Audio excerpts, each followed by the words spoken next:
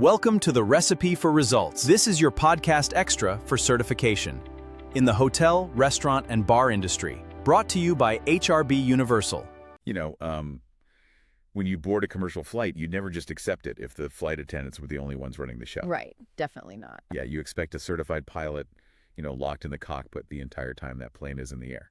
Yeah, and it's funny because we demand that level of control for aviation, but we rarely apply that same life or death logic to, like, sitting down for a Tuesday night plate of nachos. That is so true. But legally speaking, the FDA actually demands exactly that rigid kind of pilot in the cockpit standard for your local restaurant. Which is wild to think about. So today we're doing a deep dive into the unseen infrastructure of restaurant safety. Mm-hmm. And we're using this registration page for a ServSafe Food Protection Manager exam in Clearwater, Florida, as our map. Yeah, on the surface, it just looks like a simple scheduling link. Right.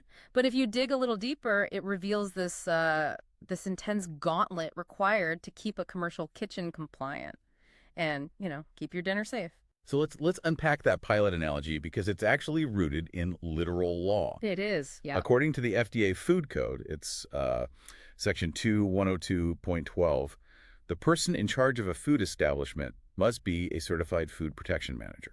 Right, and the physical requirement there is absolute. They have to be on duty at all times that food and beverages are being prepared and served. Wait, at all times? Yeah. So that completely eliminates the loophole of a restaurant owner just, taking a test once and then hiding in an office. Exactly. If the fryers are hot at midnight, a certified expert has to be standing in that building just monitoring the chaos. Wow. And, the National Restaurant Association didn't design this as some theoretical exercise just to check a legal box. Right. They're trying to build a permanent culture of food safety because a commercial kitchen is, it's essentially a high-risk factory. Yeah, a factory that serves its product directly to consumers, like minutes after manufacturing. Exactly. So the curriculum trains these managers to mitigate microscopic threats in real time. We're talking about calculating exact temperature danger zones on the fly. Mm. Well, like expediting 20 hot orders.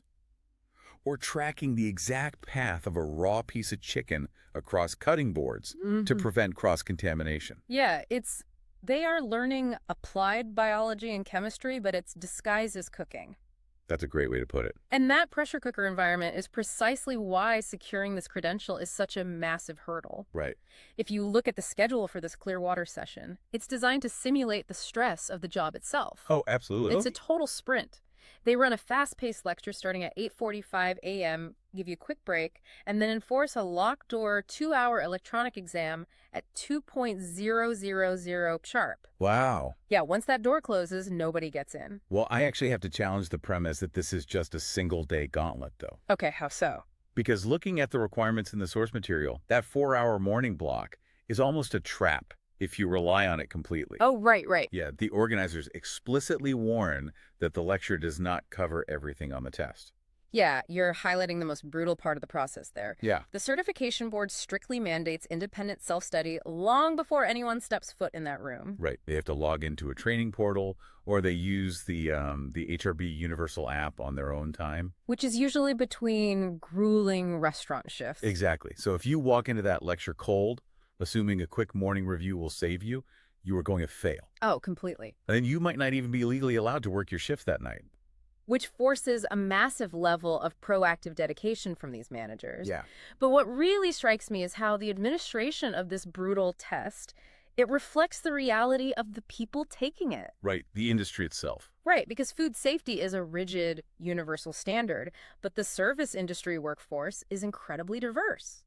So the logistics adapt to that reality beautifully. Yeah, they administer the exams electronically, accommodating personal devices, or they provide Amazon Fire tablets so you get immediate results. Right.